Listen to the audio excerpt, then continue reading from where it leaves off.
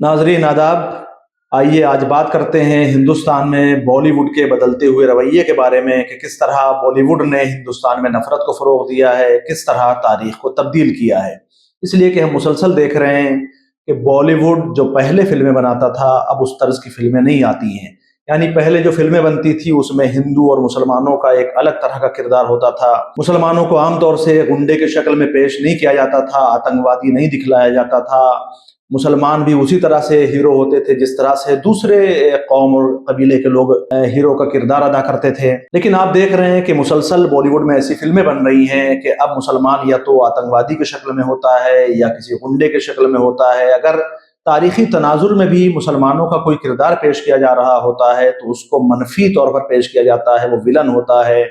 उसको इतना मकरूह और इतना खराब करके पेश किया जाता है कि लोग उससे नफरत करने लगे। आप देखेंगे कि पहले बॉलीवुड में जो फिल्में बनती थीं उसमें मुसलमान आम तौर से वही किरदार अदा करते थे जो दूसरी कौमों कबीले के लोग करते थे। लेकिन जैसे जैसे हिंदुस्तान में बॉलीवुड का रवैया बदला और नफरत को फ़रोग़ होने लगा,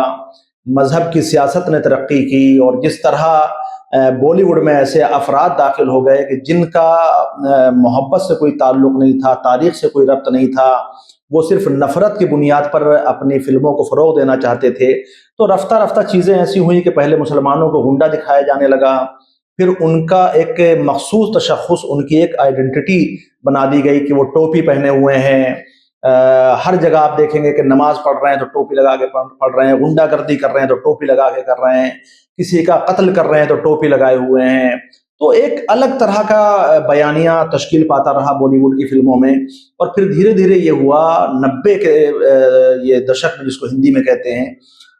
1990 के आसपास ये सिलसिला शुरू हुआ और रफ्ता रफ्ता जब बॉलीवुड वहां से होते हुए 2021 और 22 तक आया और मौजूदा जो ज़माना है जो 2025 और 26 का ज़माना था, उसमें फिल्मों ने ऐसा रंग इख्तियार कर लिया और ऐसा सियासी और मजहबी बयानिया दिखाया जाने लगा कि जिसमें मुसलमान सिर्फ विलन रह गया। फिल्मों में दो तरह के मुसलमानों को दिखाया जाने लगा, एक वो मुसलमान जो बुरा मुसलमान है, एक वो मुसलमान जो अच्छा मुसलमान है। इन दो तरह की तकसीम कर दी गई फिल्मों में। और एक मुसलमान वो होता है कि जो पुलिस की मुखबिरी कर रहा है, जो फौज को खबरें पहुंचा रहा है, या जो हीरो फिल्म का है उसके साथ में अपनी पूरी कौम के खिलाफ जाके खड़ा हुआ और ये कह रहा है कि नहीं, मेरी कौम तो गलत है, मैं तुम्हारा साथ देने के लिए आया हुआ हूं। तो दो तरह के नरेशन बनाए गए, एक मुसलमानों में वो जो खराब मुसलमान हैं, जिनको आतंकवादी कह सकते हैं, जिनको वतन का गद्दार कह सकते हैं, और एक वो जो पूरी कौम के खिलाफ जाके हीरो की हिमायत करता है, जो पुलिस का नुमाइंदा है उसकी हिमायत करता है, जो आर्मी का नुमाइंदा है उसकी हिमायत करता है। तो इस बयानिए ने हिंदुस्तान में बहुत फरोग पाया और आमतौर पे आप देखेंगे जैसे सूर्यवंशी आई जिसमें अक्षय कुमार का कलीदी किरदार है, आप उसमें देखेंगे कि मुसलमानों में दो तरह के लोग दिखाए हैं, एक बेड मुसलमान है और एक वो मुसलमान है जो विलन नहीं है, जो आर्मी को सपोर्ट कर रहा है। इसी तरीके से बेबी फिल्म आई, उसमें आप देखेंगे इसी तरह की चीजें आई कि एक मुसलमान है जो अपनी कौम के दरमियान रह के गद्दारी कर रहा है और फिर एक मुसलमान वो है जो अपनी कौम के खिलाफ जाके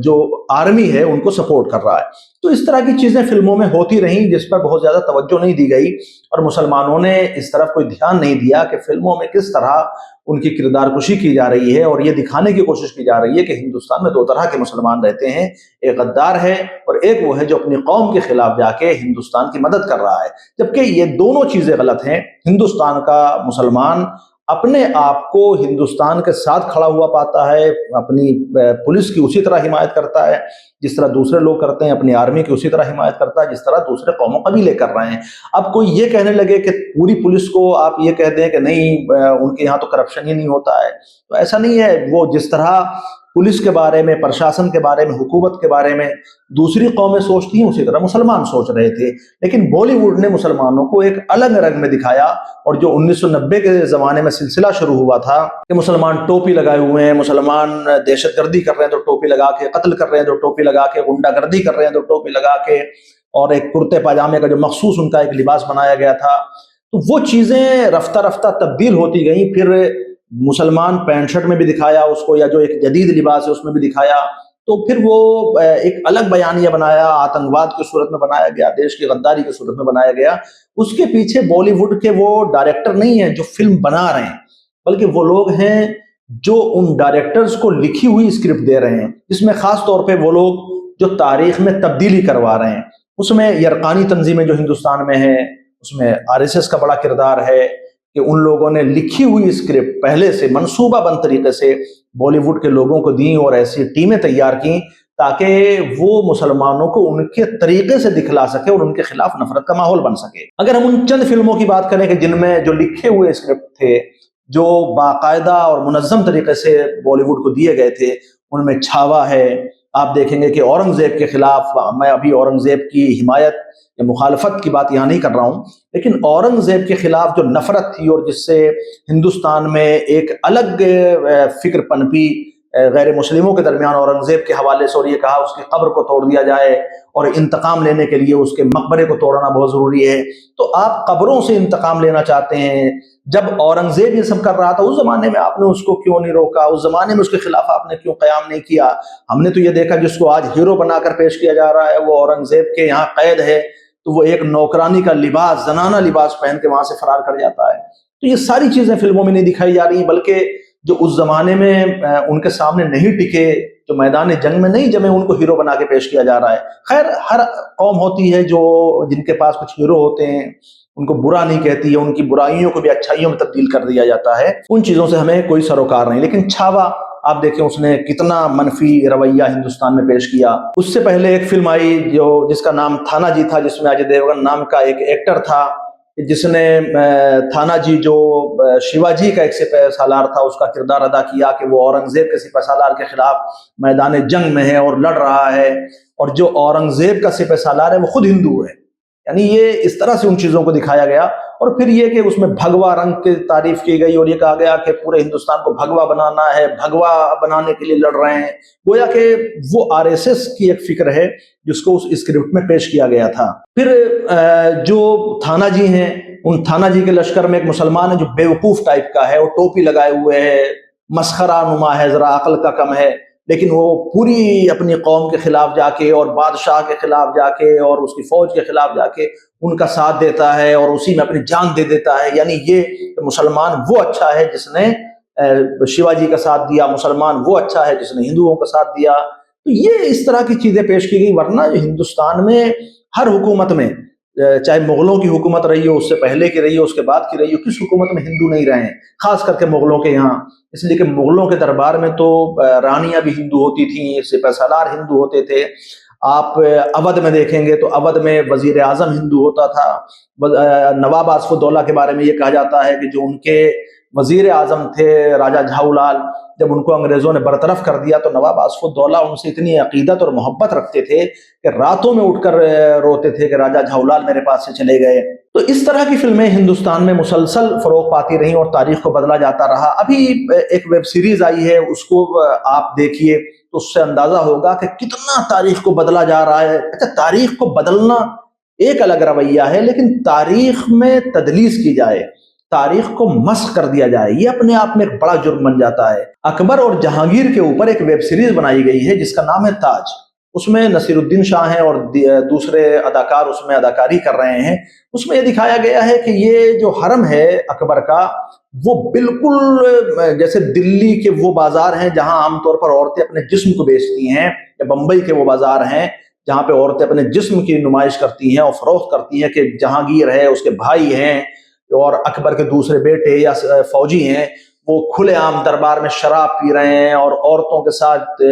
جنسی معاملات انجام دے رہے ہیں۔ وہ تمام چیزیں دکھائی گئی کہ بالکل یہ کوئی پردہ نہیں ہے، ایک بھائی اس خاتون کے ساتھ یہاں پر غلط کام کر رہا ہے، سامنے دوسری خاتون کے ساتھ وہاں پر کوئی برا کام ہو رہا ہے، ایک عیاشی کا ماحول اور ایک بالکل جو جنسی ماحول دکھایا گیا ہے۔ یہ اکبر کے دربار کو اس طرح پیش کیا گیا، یعنی وہ اکبر جس کو اپنے اور مخالف دونوں مورخین نے گریٹ لکھا ہے، اس کے کریکٹر کو اس طرح پیش کیا گیا۔ تو وہ کام کب کرتے تھے؟ یعنی جب دن بھر وہ جنسی معاملات میں گرفتار رہتے تھے،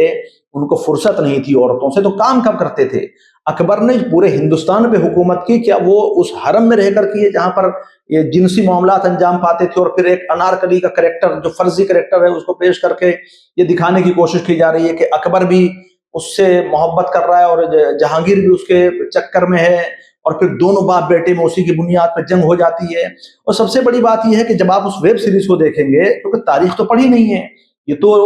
اندھ بھکت ہیں جو ہندوستان میں مسلمانوں کو بدنام کرنے کے لیے، تاریخ کو بدلنے کے لیے اس طرح کی فلمیں بنا رہے ہیں۔ اس ویب سیریز کا جو پہلا سین ہے، جب آپ دیکھیں گے تو ایسا لگے گا کہ یہ تاریخ کے بارے میں بالکل کچھ نہیں جانتے ہیں، کہ جہانگیر ہے یا اکبر ہے، غالباً اکبر کی جوانی کا پہلا سین ہے کہ وہ ایک ہندو راجا کے قلعے کو تسخیر کرنے کے لیے گئے ہیں اور وہاں کھڑے ہو کے وہ گولی چلا رہے ہیں۔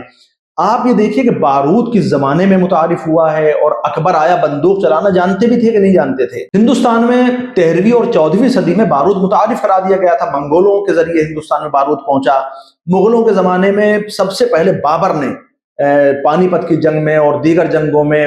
بارود کا استعمال کیا اور بڑے پیمانے پہ کیا، تو لوگوں کو یہ معلوم ہوا کہ توپ ایک بڑی طاقت ہے اور بارود کے ذریعے سے جنگیں فتح کی جا سکتی ہیں۔ لیکن جس بندوق کا ذکر کر رہے ہیں، اکبر کے زمانے میں اس طرح سے بندوق چلانے کا رواج نہیں تھا کہ وہ ایک نشانہ لگا رہے ہیں اور گولی چلا رہے ہیں اور اوپر سے فصیل سے ایک آدمی گر گیا اور مر گیا۔ اکبر کے عہد حکومت میں سب سے پہلے اگر کسی نے بارود کو ترقی دی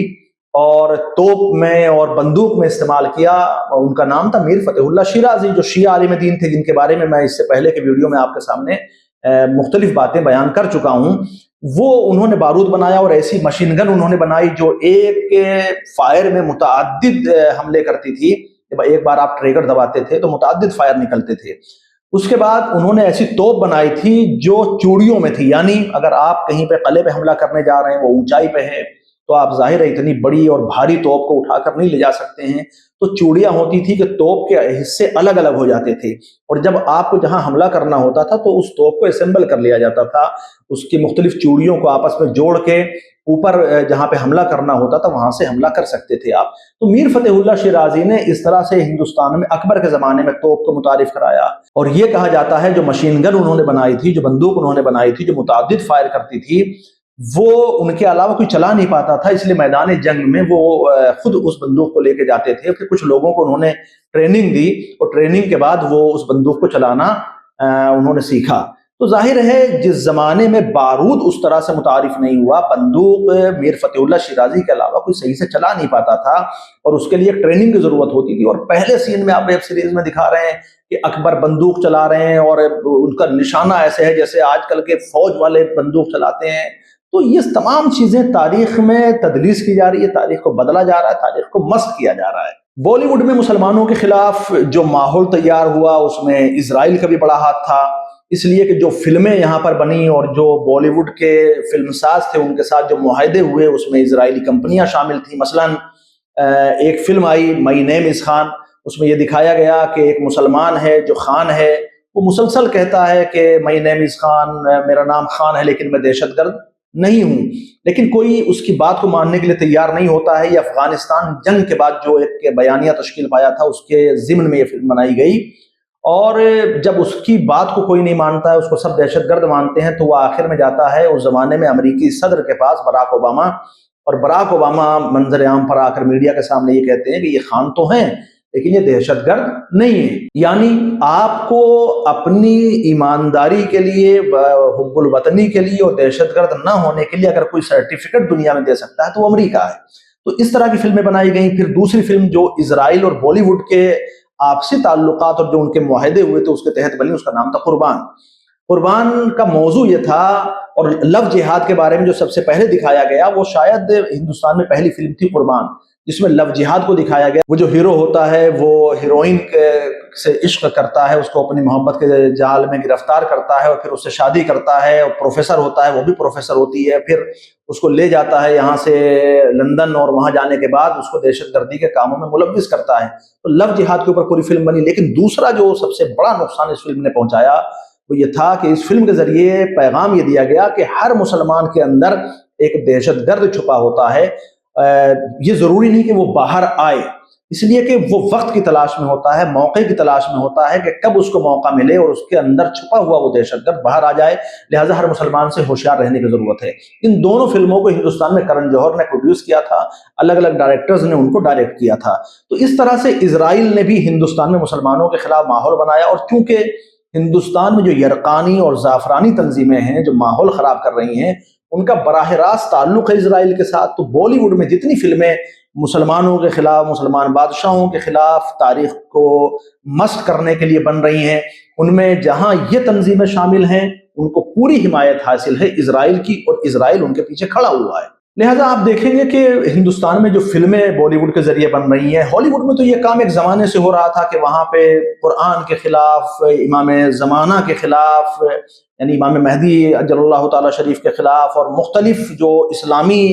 ہیروز ہیں یا اسلامی جو نظریات ہیں ان کے خلاف فلمیں بن رہی تھیں. لیکن بالی ووڈ میں یہ جو سلسلہ شروع ہوا یہ اس زمانے سے ہوا جب یرقانی تنظیموں کو فروغ حاصل ہوا. مثلا یہاں پہ ابھی دیکھیے آپ کہ کشمیر فائلز کے نام سے پکچر آتی ہے، کہیں کیرلا اسٹوری کے نام سے فلم آتی ہے، اور سب کہہ رہے ہیں کہ اس میں جو دکھایا جا رہا ہے پروپیگنڈا ہے، اس میں جو دکھایا جا رہا ہے جھوٹ ہے. لیکن ان فلموں کو فروغ بھی دیا جا رہا ہے، ان فلموں کے ذریعے معاشرے میں نفرت بھی پھیلائی جا رہی ہے. لیکن ان فلموں کو آپ دیکھیں گے سینسر بورڈ سے پرمیشن بھی ملتی ہے، وہ ریلیز بھی ہوتی ہیں، عدالت میں کیس جاتے ہیں، عدالت ان پر بہت زیادہ فوکس نہیں کرتی ہے. تو جب ایسی فلمیں جو جھوٹ پہ مبنی ہیں، جو پروپیگنڈا فلمیں ہیں، وہ منظر عام پر آ رہی ہیں، جو تاریخی حقائق کے خلاف ہیں وہ منظر عام پر آ رہی ہیں، تو معاشرے میں نفرت نہیں بڑھے گی تو اور کیا ہوگا. لہٰذا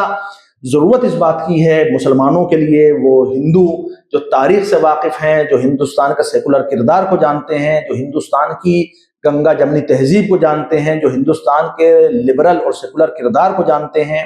جو ہندوستان کی اس محبت کو جانتے ہیں جو مسلمانوں کے عہد حکومت میں بھی رہی، ہندوؤں کے عہد حکومت میں بھی رہی، انہیں آگے آنا چاہیے. مسلمانوں کو آگے آنا چاہیے، دوسری قوموں کو آگے آنا چاہیے، اور بالی ووڈ میں بدلتے ہوئے اس رویے کے خلاف، نفرت کے اس فروغ کے خلاف، نفرت کے اس بیانیے کے خلاف آواز اٹھانا چاہیے. کیونکہ فلمیں معاشرے کو جتنا متاثر کرتی ہیں اور جس قدر اثر انداز ہوتی ہیں، شاید کوئی کتاب اتنا اثر انداز نہیں ہوتی ہے. اس لیے کہ فلموں کا فوری اثر ہوتا ہے، ڈراموں کا فوری اثر ہوتا ہے. کتاب تو آپ پڑھیں گے، اس کے بارے میں غور کریں گے، ضروری نہیں کتاب کی ہر چیز کو آپ سمجھیں. لیکن آپ نے دیکھا ہوگا کہ جب چھاوا ریلیز ہوئی ہے تو فوراً ہندوستان میں ایک نفرت کا بیانیہ تشکیل پایا اور لوگ اورنگزیب کی قبر کو توڑنے کی طرف بڑھنے لگے. جب کیرلا اسٹوری آئی تو کیا ماحول ہوا، جب کشمیر فائلز آئیں تو کس طرح نفرت بڑھی. جب تک ان افکار کے اوپر پابندی نہیں لگائی جائے گی، جب تک ان تنظیموں کے نظریات پر پابندی نہیں لگائی جائے گی، ان کو کنٹرول نہیں کیا جائے گا، جب تک بالی ووڈ کے ڈائریکٹرز کو یہ نہیں لگے گا کہ نہیں ہمارے خلاف ایک ہندوستان میں محاذ موجود ہے جو ہمیں ایسی فلمیں ریلیز نہیں کرنے دے گا، تب تک ہندوستان میں نفرت بڑھتی رہے گی. اور اگر یہ نفرت بڑھتی رہی تو ہندوستان میں داخلی جو معاملات ہیں وہ متاثر ہوں گے، اور جو محبت کا بیانیہ ہے وہ رفتہ رفتہ جس طرح ختم ہو رہا ہے اس پر مزید ضرب لگے گی، اور ہم ہندوستان کے معاشرے کو تباہ ہونے سے نہیں بچا سکتے ہیں. یہ ہماری ذمہ داری ہے، جو حکومت میں بیٹھے ہوئے لوگ ہیں ان کی ذمہ داری ہے، جبکہ اپنی ذمہ داری سے بھاگتے ہیں، فرار کرتے ہیں. جو ہندوستان میں تاریخ جاننے والے لوگ ہیں، جو ہندوستان کے کردار کو سمجھنے والے لوگ ہیں، جو محبت کے پیغمبر ہیں، انہیں چاہیے کہ وہ آگے آئیں اور نفرت کے اس کاروبار پر پابندی لگائیں. والسلام علیکم ورحمۃ اللہ وبرکاتہ.